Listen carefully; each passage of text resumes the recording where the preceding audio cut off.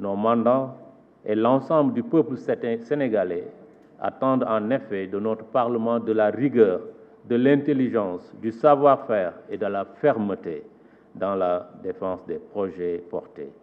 Mais nos mandants et l'ensemble du peuple sénégalais attendent aussi et surtout de la responsabilité pour la sauvegarde de nos valeurs communes. À dire vrai, il y a des manquements graves à ce niveau, avec des faits de violence inédits, intolérables, inacceptables, encore moins dans un tel endroit. Ces faits ont surpris plus d'un et je réitère ici ma condamnation ferme de tels actes, de la manière la plus vigoureuse possible. Mesdames, Messieurs, chers collègues, je vous invite au sursaut. Il nous faut savoir sauvegarder le Sénégal que nous ont légué nos ancêtres et devanciers et que nous devons à tout prix sauvegarder. La violence n'a pas sa place dans ce haut lieu de la République. Nous devons chasser la violence de cet hémicycle. Les ardeurs verbales ne doivent pas conduire jusqu'aux agressions physiques.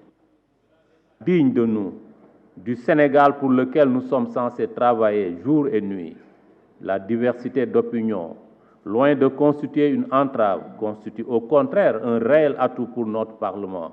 C'est cela le souhait de notre peuple. Nous devons y travailler. À notre collègue Amin Ndiaye, encore alité, je renouvelle ma compassion et la vôtre, ainsi que nos vœux ardents de prompt rétablissement.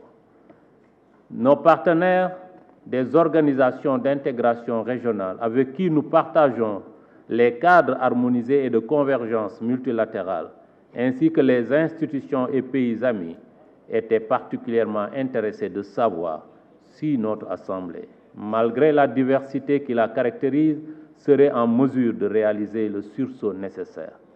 En dépit des incidents graves notés ici et des dérapages verbaux, je voudrais noter le résultat obtenu à la suite de ce marathon budgétaire et mentionner particulièrement le rôle déterminant des présidents de groupe, dont je salue la grandeur d'esprit et le sens élevé des responsabilités.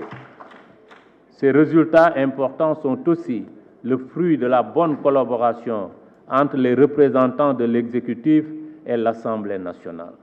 À cet égard, permettez-moi, en votre nom, de réitérer nos chaleureuses félicitations au gouvernement et en particulier à M. Moustapha Ba, ministre des Finances et du Budget, et à son collègue, le professeur en charge, le ministre en charge du Travail, du Dialogue social et des relations avec les institutions, M. Sambassi. Messieurs les ministres, votre présence régulière à nos côtés et celle à tour de rôle de vos autres collègues venus défendre leur budget en dépit des nombreuses charges qui sont les vôtres témoignent de l'importance que le gouvernement accorde à nos activités. Nous avons en effet apprécié la qualité des projets et des dossiers soumis à notre validation par l'exécutif, ainsi que la pertinence des réponses ou éclairages apportés aux préoccupations exprimées en commission comme en plénière par les députés. Bien entendu, même si nous pouvons nous réjouir d'avoir tenu notre calendrier, chers collègues, nous devons tirer des leçons de notre session budgétaire qui se termine. En particulier de nos travaux qui ont tiré en longueur dans bien des cas.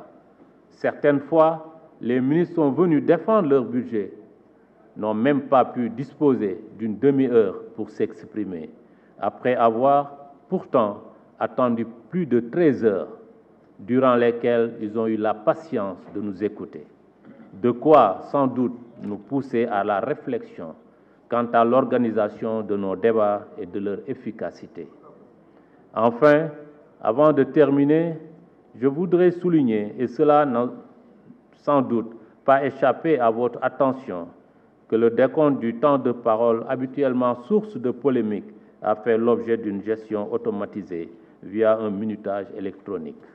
C'est parce que nous sommes conscients, plus que jamais, qu'il nous faut moderniser nos outils de travail parlementaire, que ce chantier a été initié sur la même lancée, l'affichage dynamique au niveau des espaces d'accueil qui a été démarré. Quant à l'accueil des invités et journalistes couvrant nos travaux, il a été sensiblement amélioré avec l'introduction des badges qui ont permis de rationaliser les conditions d'accès.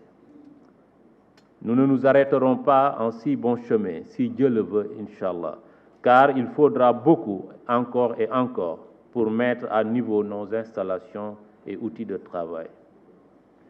Dans le même sillage, nous engagerons une réflexion en vue d'améliorer nos conditions de travail, nos procédures et surtout l'image et le prestige de l'institution parlementaire.